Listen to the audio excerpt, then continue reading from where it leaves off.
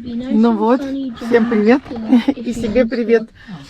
Вот я приехала, 8 часов 30 минут.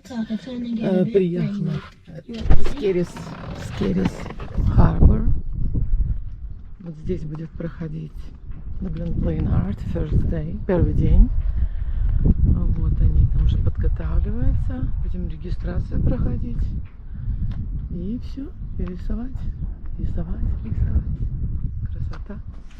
Вот сейчас пойдем спросим. Пойдем спросим, вот такую. Пойдем спросим, можно ли такой. Идем регистрация.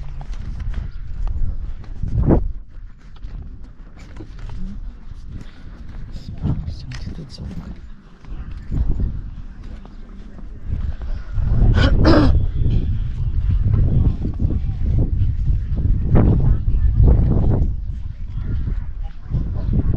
Красиво.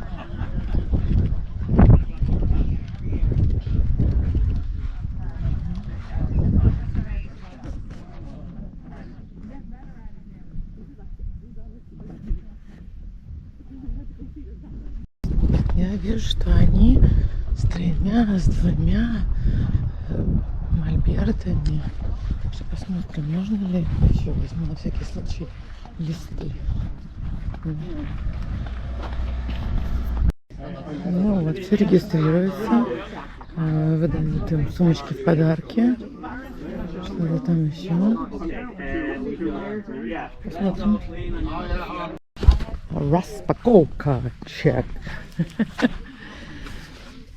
Ну вот, они ставят вот такие штампы. Вот такие штампы. Я взяла 3. Так, вот такая сумочка. Сейчас посмотрим. Такая сумочка. Ага. Ну вот, класс. Сумочка классная. Так, бутылка. Бомбическая. Бейджик.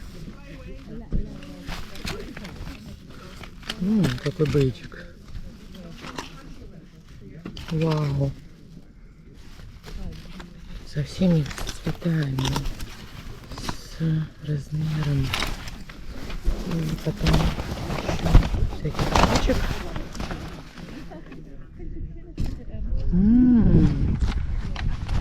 Очень круто. Все пошло машина жить. Так, ну вот еще одна мини-распаковочка.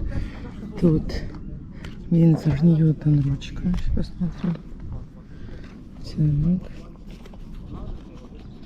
Так. Ага. Так. Потом пробничек краски. Watercolor. Yellow Gold. Yellow Gold. Потом Винзор Pro маркер. Ага. Так. Это листы. Тоненький. Так, круто. И еще акрилик. Процесс Magenta. Потом почитаем, что это. И примеры красок еще, что они тут будут продавать. Такая штучка, можно телефон повесить. Круто. Так это вообще крутая сумка, смотрите. Холодильник, сумка-холодильник. Вот так выглядит моя машина. Самое главное, что мой виталайзер со мной.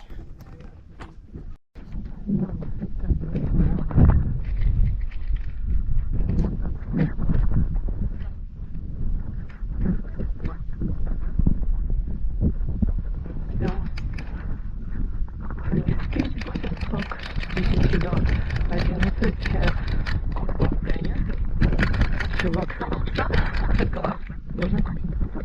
Мой.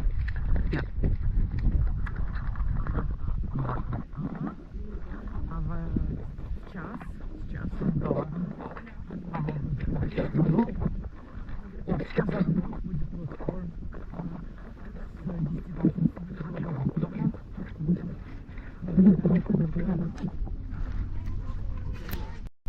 While organising this festival. He'll be here at 11. Yeah, he'll be here at 11, and then anybody who's doing Cormac's workshop, you just go off with him. Because he's bringing a heap of gear as well. Donna, hey, yeah. So he'll bring you all off then. So you only have to listen to me for an hour. And then you can go off with him. Well, I'll be finished in an hour, to be honest with you. So, name is Paul Darcy. Painting for 30 odd years at this stage.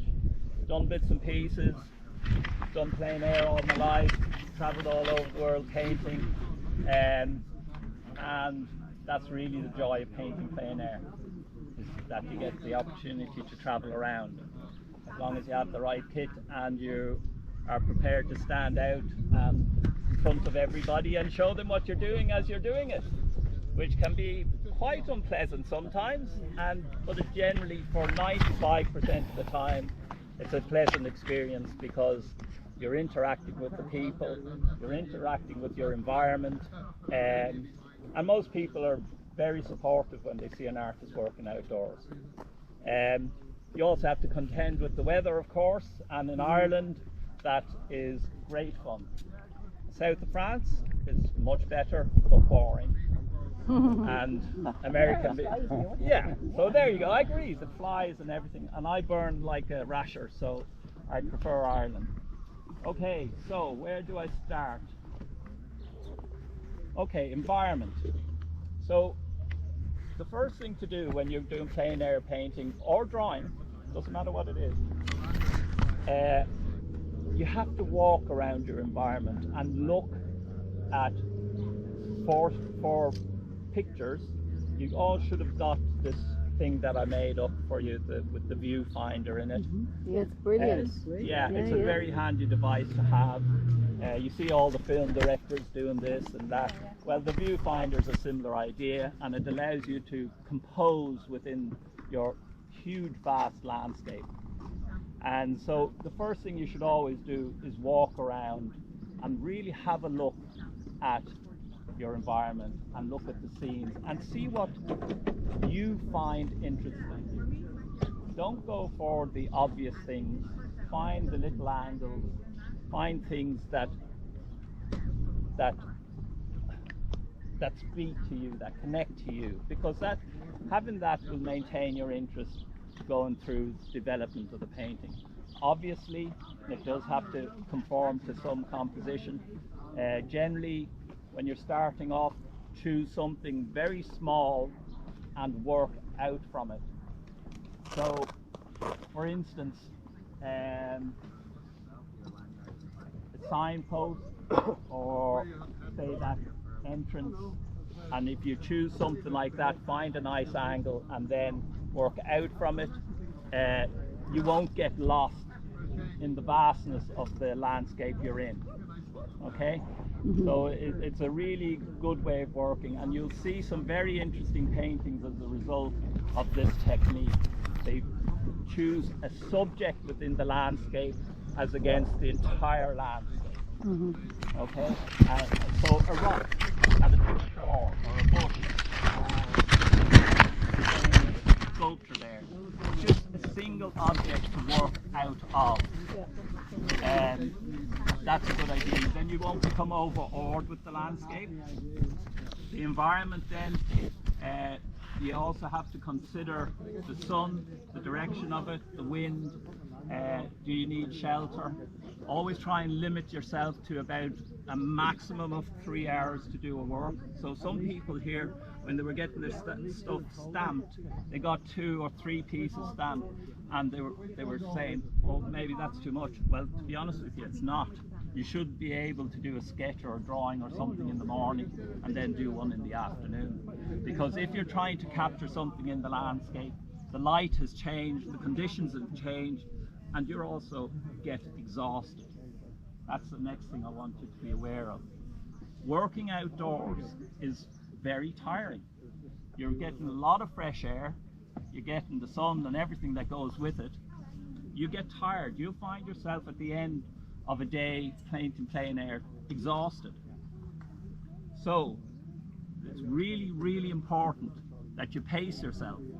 Don't be in a hurry to set up your easel and lash away and just keep going like a mad thing. You won't survive the 7 days. This is a 7-day festival. You won't survive it if you have that attitude. You have to treat the week's festival as a kind of holiday. And you're having a coffee, you're wandering around Skerries, and you say, oh, I like that. I might come back to that. And you wander around again. And if you get one painting or a half a painting in the day, fine. Treat it as a holiday. Treat it as something that's pleasure and not a task. Okay? It's really important.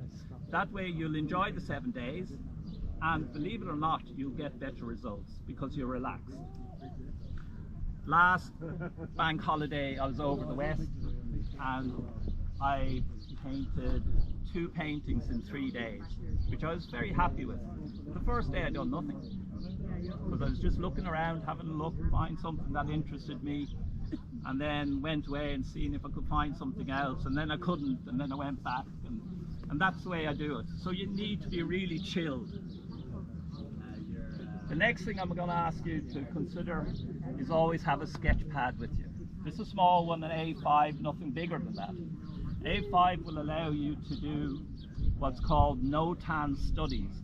It's essentially light and dark within a landscape. So if we look behind us here at the Martello Tower with the wall, there's a composition with the light and dark already created with that, i.e. the dark of the Martello and the wall, and then the light with the sky in the background, etc.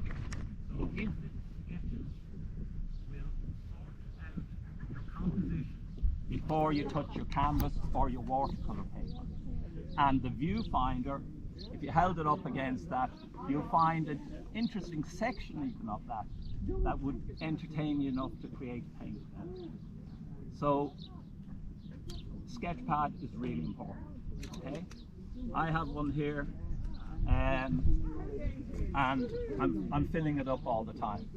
I keep filling it up, and some of them can be essentially doodles, some of them are proper studies, but that's the way you have to approach it. So sketchpad, essential bit of kit, make sure you have it. Now that brings me on to the next thing. It's really important when you're doing plein air to travel light. I'm joking. You're meant to laugh at that. There is no ways you can carry all this stuff if you're doing plein air, okay? Because you'll be exhausted before you even start. So it's really important, unless you have a trolley, because there are artists that carry the trolley around, and they do work. They have limitations if you're going up a mountain or going into a forest or stuff like that.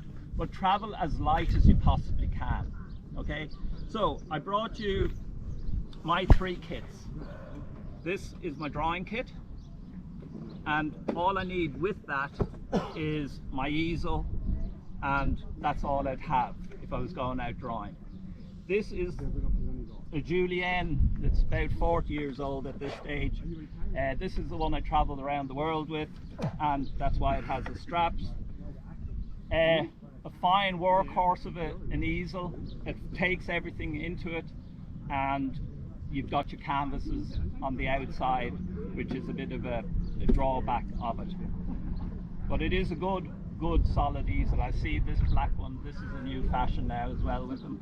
They're fine. You can buy a half version of this, which is considerably lighter, that comes in a canvas bag, and it's just lighter and easier to transport. It's less kit.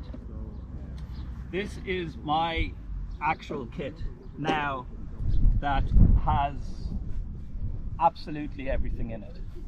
And with the weight of it, you'd see why. But it has my paints, my canvases, my pochade box. Pochade box is essentially an easel.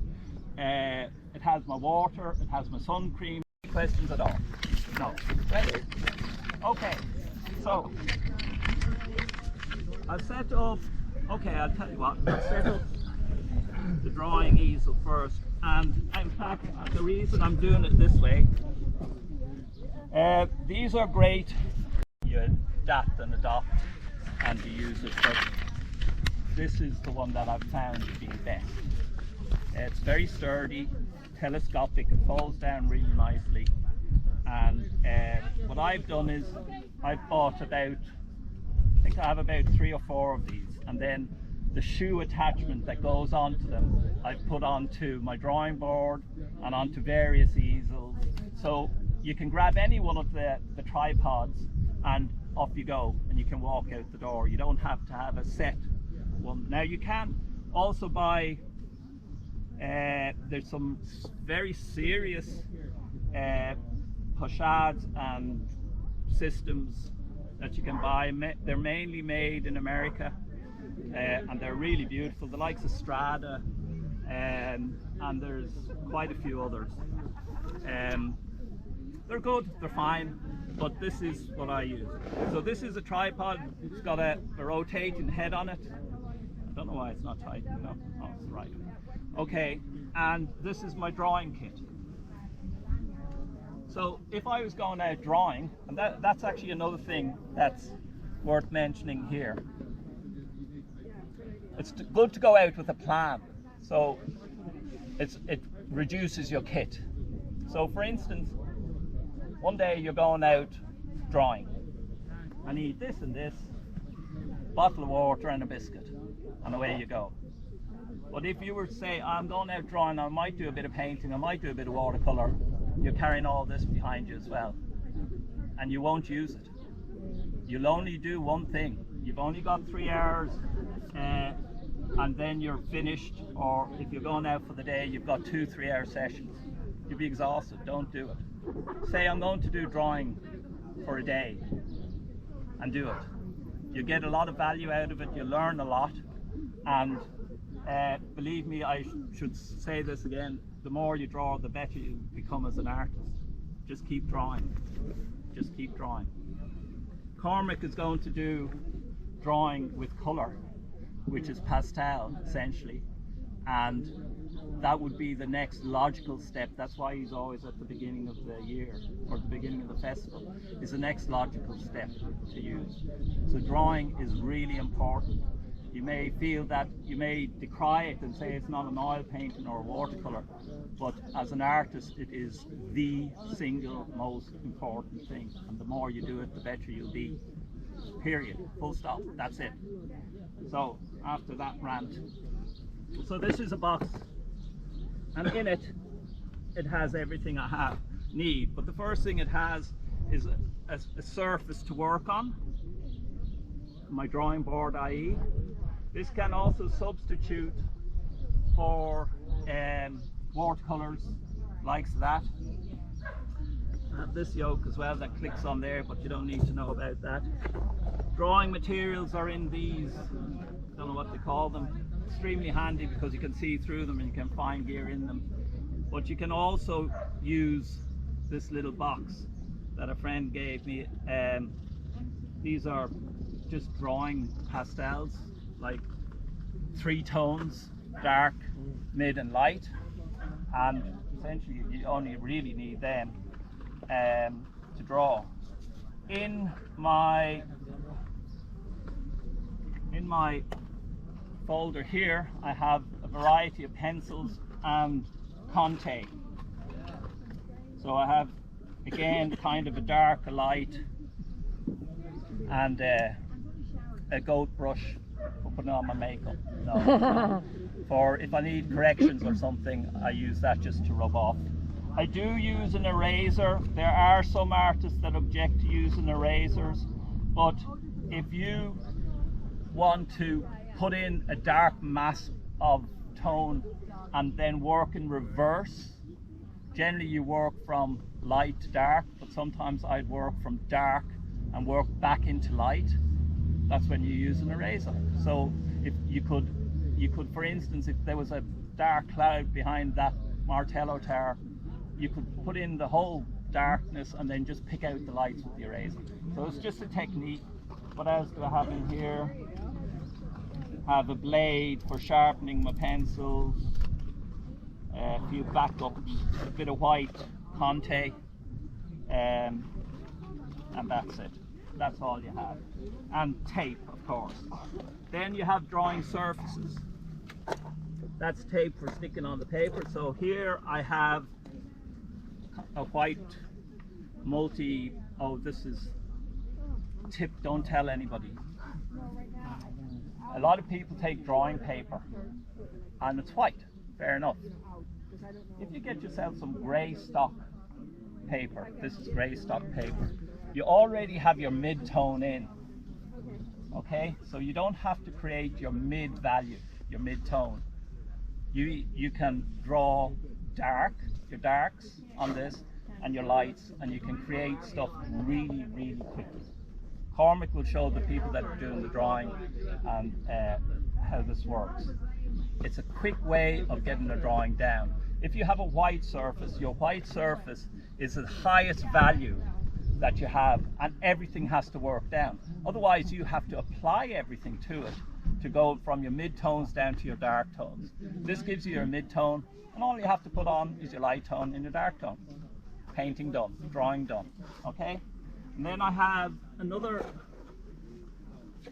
one with varied tones. I've seen some people brought the varied paper palette. That's a really good idea. My preference is grey, I don't know why, it just is. What's that? Okay, and essentially that's your drawing kit. Any questions about drawing outdoors? I think it's K&F Concept. You get them on Amazon. One thing I would say with them, they're all telescopic. This is an extra long one, and it's the twist. What is? It's a twist What price? mechanism. What did you pay for it? How much? Oh, I can't remember. Maybe €60. They're not cheap. Value. So it's not the brown. You wouldn't They have buy 6 the minutes. big value is the best, because particularly in heavy sunlight, you don't want reflection or distortion of colour relation. So that's why it's painted grey. So you made all that yourself? The 1930s. It's just a stunning piece of kit. Still is. It is a bit heavy, but it's a stunning bit of kit. I love it. Absolutely love it. It's easy enough to put together once you get used to it and you've done it a few times. But you do have to have a system of doing it. This is kind of second nature to me now. But it is a great easel. Great easel. Now, it's broken and I've repaired it dozens of times at this stage, but there it is.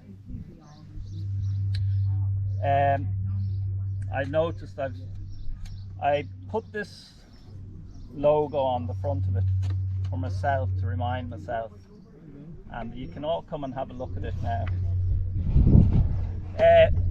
The logo, or the little reminder to myself, is instinct and imagination.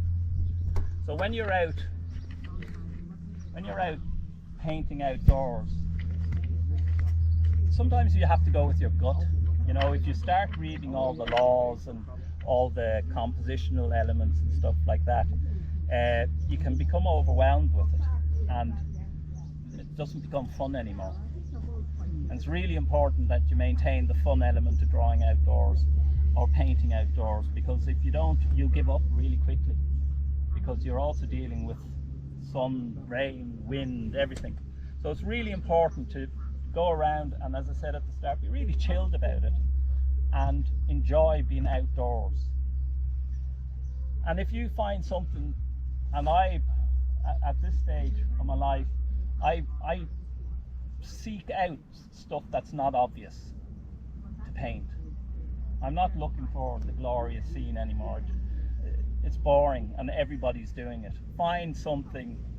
I was on the Shannon there recently and I'd done a painting of the bow of a boat and the buoy thing. That's all it was. I've seen people painting the backside of a lamppost or a signpost. not the bit that has a sign on it, but the back of it.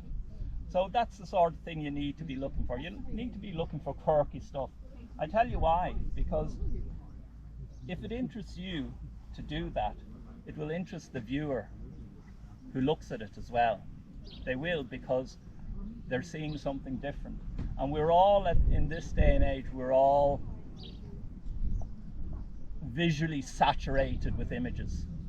And we're all taking photographs, our phones and everything else. When I was a nipper, you had a 12 roll and you were very precious with the photograph you took, and you had to get it developed and everything like that. It was like really serious. But now we're just saturated with imagery. So the artist's goal then is to find something that is different. That is different. If you look at something and you say, is that different? And you answer in your gut, yes it is. That's the one I'd be going for. I've broken it a few times at this stage. It's for working on pretty large canvases. I would recommend when you're starting off, you don't work on large canvases unless you're going more abstract-ish. Keep that scale and down. The reasoning is very simple. In Ireland, we have a lot of wind and we have a lot of weather. You need to have that 3-hour window and that's it, and you're out. So working small allows you to do that. It's amazing what a single brush stroke on a small area, it's amazing the impact it has. So you can think more about what you're going to do. You put the stroke down and it's a big part of the painting, a big part of the composition. If you're working on something larger, obviously it's more strokes to make it.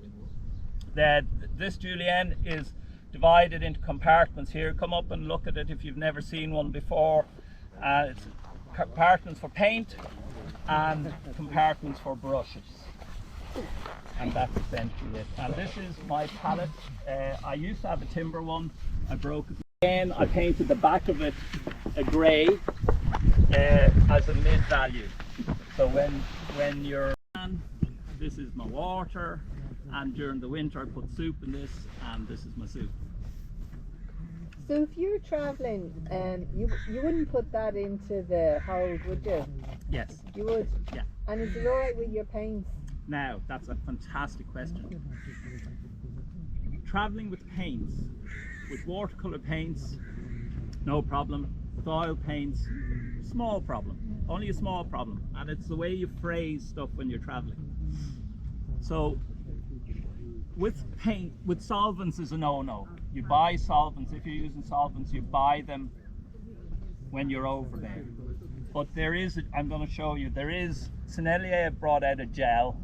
I think a few others have, but who else has? Oh, Gamblin have brought out a gel as well, but it's terrible. So don't get that one. Get the Sennelier. So you can use gel for thinning, and it works really well, and it gets through customs and shit. Oh, through customs. So go back to the paints a minute.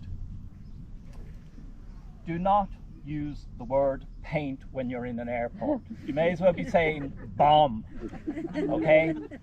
Use the word pigment. Okay. If you use the word pigment, that doesn't come up on their jump list or whatever the hell you call it. But you use paint, and then you may as well have said bomb. So pigment is the word you use. And what you do is, you can get them online. They have an A4 print that it says that these are, they have the flash points and the ISO numbers and everything on them, and you can find it on the website.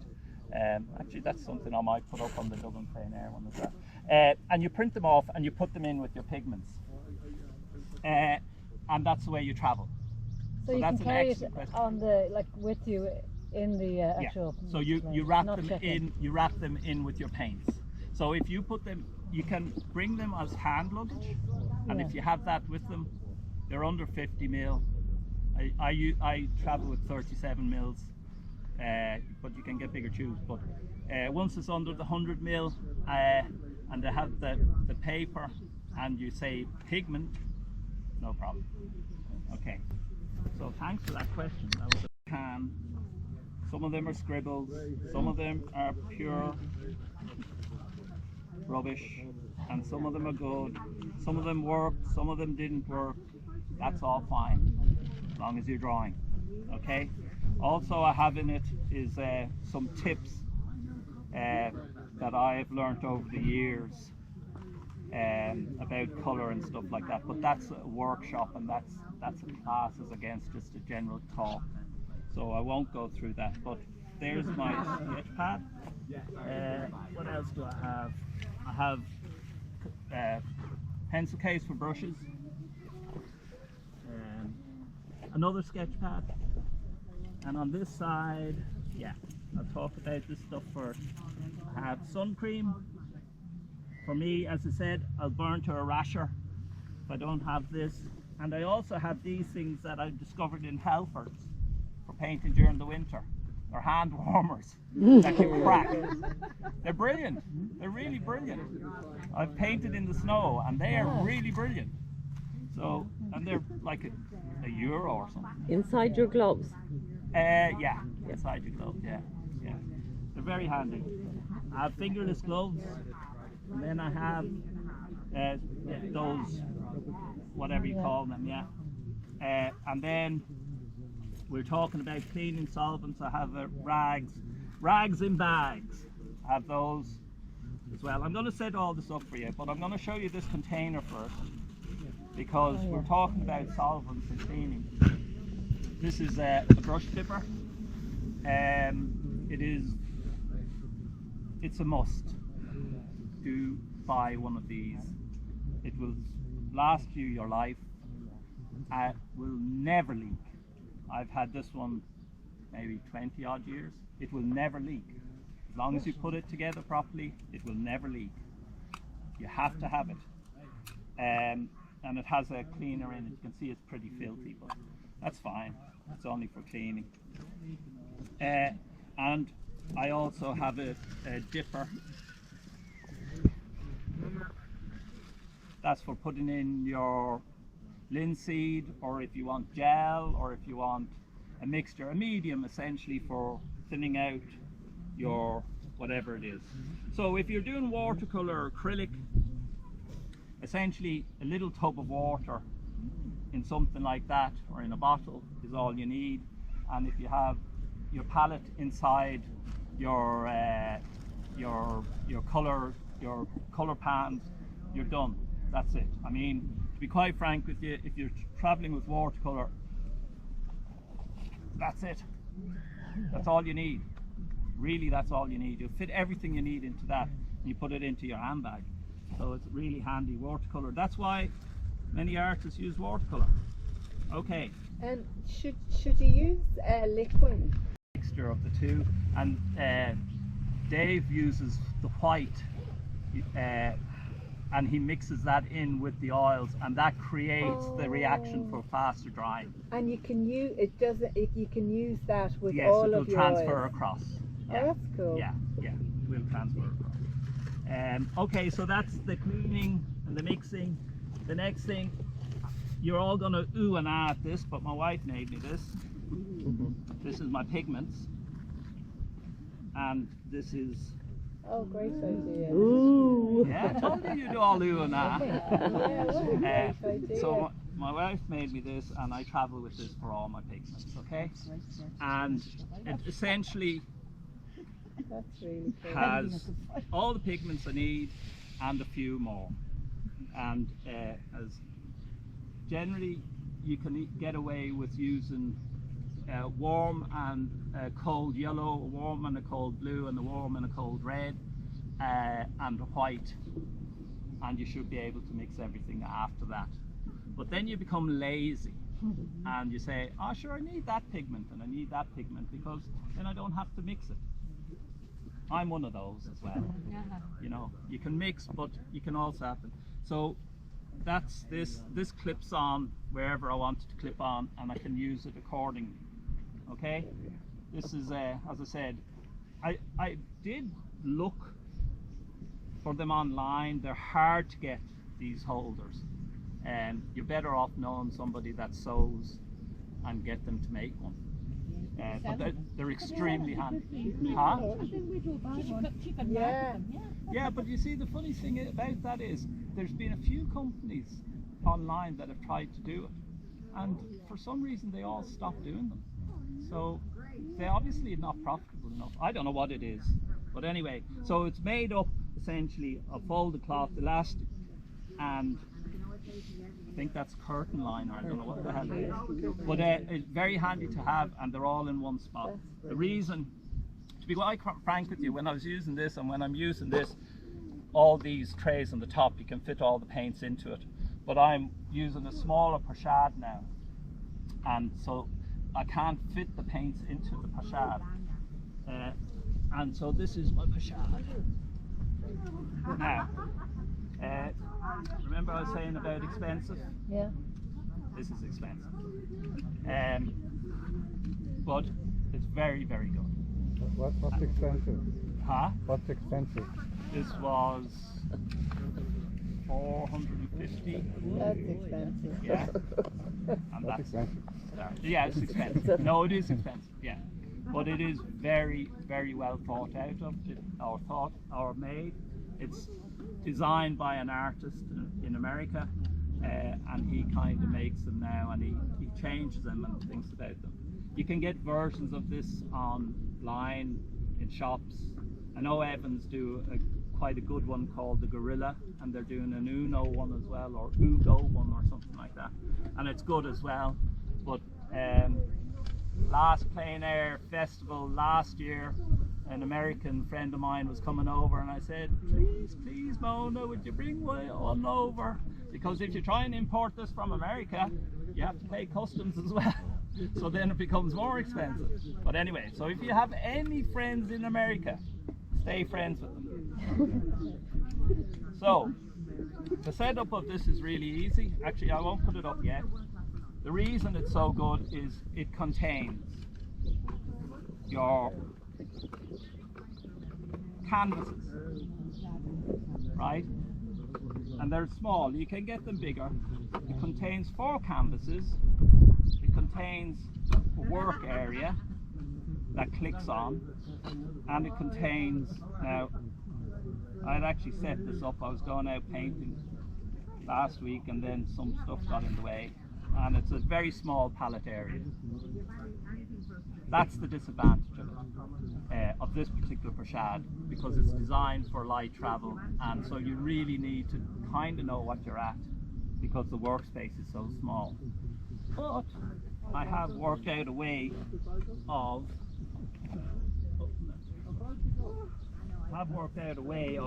dealing with this. This is a little bit of magic as well. Blade. So when you're working, you're saying, I'm going to block in first, I'm going to set up my composition, and I'm going to have a break and have a cup of tea. And while I'm having a break and a cup of tea, I'm going to clean off that area because I'm finished with it, and it allows you then to move on to putting in your colour tones. The problem with a palette this size is, because of it's so restrictive in size, you can't just work in that area and then move on and work. You have to kind of work to a point, clean it and work again. Okay? I've set it up on this and you can all come and look at it, but it's really handy. And it brings me on to talking about this, which I'll do next. And when you're finished, you click it all together and you go home, or in my case, the pub. So, put it on.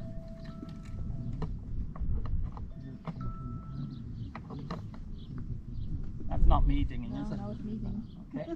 Sorry. That's good. Now.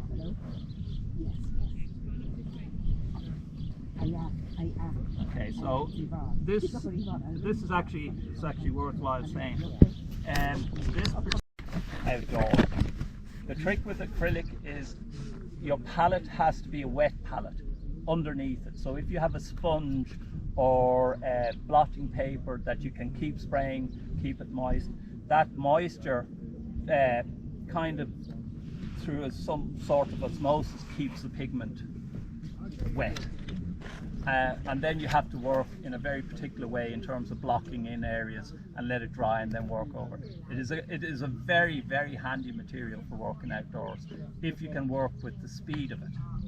And the speed of it is an advantage, and then it also a disadvantage from the point of view of you can't get exactly the sort of detail you may want, and it also drying out on your palette. But if you have a wet palette underneath it, it will last for a long time. Steve usually does a workshop here, but he's taking a break and he's just painting this year, and he'll probably do one next year. But yeah, so that's the number one tip. A sprayer as well, like you know the hairdressing little sprayer things. Have one of those full of water all the time.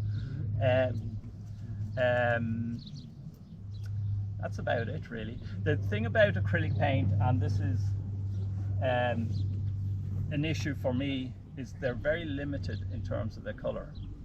The colour mixes differently to oils, and that can be used as a stylistic thing, but yeah, that's your choice.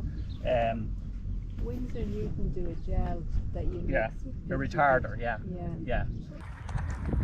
Ну вот еще раз издалека покажу. То есть вот они выбрали местечко Кар-парк, поставили палатку, выбрали место вот Харбор. С 9 до 10 регистрация идет. Сейчас посмотрим, что будет дальше. L-I-E-R. Yeah. They're a French company. They've been going for a long, long time. Their pigments are really good as well. Notice I didn't say paint. Huh? Do you always use Michael Harding? No, I use a range. So I use Gamblin, I use Michael Harding. I prefer Michael Harding. I also use Williamsburg, which is an American paint, and it is superb. Yeah. But a mixture of Michael Harding and Williamsburg. The thing about, although no, you can get Williamsburg here now as well. Why do you spend your own? So, okay, that's worth talking about. Is it 11 o'clock yet? Yeah, just gone. Yeah, this is worth talking about quickly, and then anybody who's going with Cormac, who's up there, up he's going.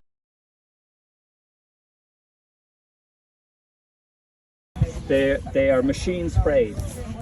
Okay, so they don't penetrate the surface properly, and they dull the paints when you put them on. A big complaint from a lot of artists is that they put on the colour and it's really vibrant and it's really pingy, and then 3 hours later it's gone. Yeah. And they're saying, what's going on? It goes matte and dull because the primer underneath it has sucked it through and it's killed the colour. So that's the reason of prime. Now, so you buy a prime canvas, and they're great and they're really cheap now, but the first thing I would do is bring it home and prime it again. With gesso? With gesso. Michael Harding's doing non-absorbent gesso now, which is really good. And somebody, where is he gone? I don't know if he's here yet, but last year in the Botanic Gardens I was looking at the surface of one of the artists, and I said, now that's not oil, that's not, where did you get that primer, you know? And he got it in Woodies.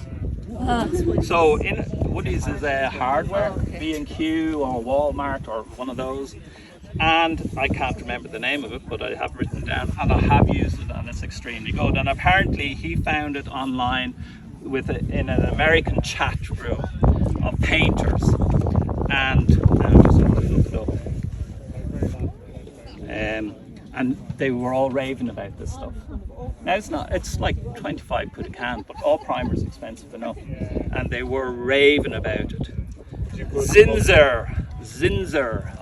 Would you put multiple layers of gesso down and 2 layers of sanded or not? Sand between. Yeah, it's difficult to get it without lines. Yeah. Now that's a great point. So it's called Zinzer, Z-I-N. This only applies to oil painting. Z-I-N-S-S-E-R, oil-based primer. Now you can get shellac, don't get shellac. You can get wort-based, don't get wort-based. It has to be oil-based primer, okay? Sorry, double based what? Sorry. oil-based primer, Zinsser. They sell it in Woodies. Can you use the, if you were underpainted in acrylic, then can you use Fine on that. water? Yes, based so the on top water of- based. On top of the oil Yes, base? yeah. No, you can't. With acrylic, let me clarify. You can work oil and acrylic together as long as the acrylic is under the oil. Yeah. So you can paint first in acrylic, you Yeah. can do what you like, and you can paint oil over it. But then- However, you can't paint acrylic over oil. Yeah. But if you're putting on an acrylic underpainting and the primer is an oil, Has to be acrylic based. You're spot on. So if you're going to underpaint in acrylic, your primer has to be acrylic. you were saying there a second ago an oil-based primer. Okay, no, the reason that this Zinsser you can get in water base as well. All right. So if you're going to underpaint in acrylic, you prime in water based first, yeah, and then you layer up. Yeah, yeah. Great question. Great question. Oh, but spells it Zinsser. Z-I. Michael Harden do a version. I don't know what it's called, but this is my favourite one. It's very light. And glass you or can. plastic? That's plastic. It's just a beautiful. It's a juicy colour. It's just a juicy colour, and works really well with the purple. Anyway, any other questions? Are you going to be painting out today? No, this is the 1 week in the entire year I don't paint. Yeah. Well, I have a question for you, Bob, Yeah. which is, I'm not a plein air painter, but I do have my mother-in-law's easel, Okay. but I don't have anything to put my, I also brought a fold-up chair and Great. a board Yeah. and some canvases, but Yeah. nothing to put my actual, to hold my paints on, like a crochet. A palette. Yeah. I know I have a palette, but not Okay. to put the palette on. Oh, So okay. how would you do it? You just hold it? Yeah, like all those Yeah. classic paintings. Yeah. Okay. You know, yeah, that's the way you do it. Yeah, yeah. yeah. Cool, isn't it? But it's handy for air painting if you've got your two hands free. Because to be quite frank with you, the only reason is you have a rag in the other hand. You know, generally, yeah. Have a rag in it. Yeah, well, I mean, that's what many years of painting. Because I can never keep paper. Yeah, I know it's a pain in the backside. Another thing I've used over the years is I've used these elastics, and that works well as well. Why are they for fun? They're just elastic. I know, you put your paint. Oh, sorry, this is a wet paint carrier. Ah, right, okay. So okay. I just put them back to back. It takes two, and then you lash them in, and again it fits in my bag. So Вот я устроилась очень удобно возле машины. Что там лежит? Вот хочу с башенкой немножко поработать с этой. Так что сначала раскладываем изол. Распаковка! Распаковка чек. Чикен салат. Такой прекрасный хлебушек.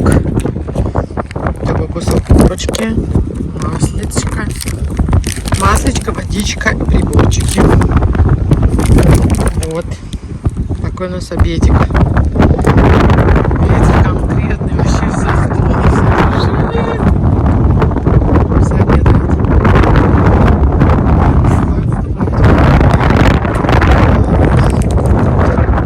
Быстро, если услышишь, там видео упавшись. Ну вот, я просто положила, чтобы не вставала сейчас. Просто вот я устроилась, к примеру, пофиг. Там главное, тут тема не в том, что они пользуются, но прикинь, то есть как они вот везде, где хочешь, ты можешь, что хочешь. Вот все тачки, это да.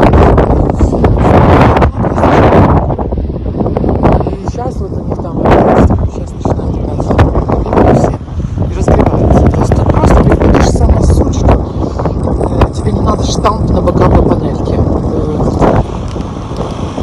Так, ну это подытожу сегодняшний день, так как конкретно сейчас блейзер, а у меня канва, ничего это не слабый, все время падает, очень легкий и слабый, поэтому все.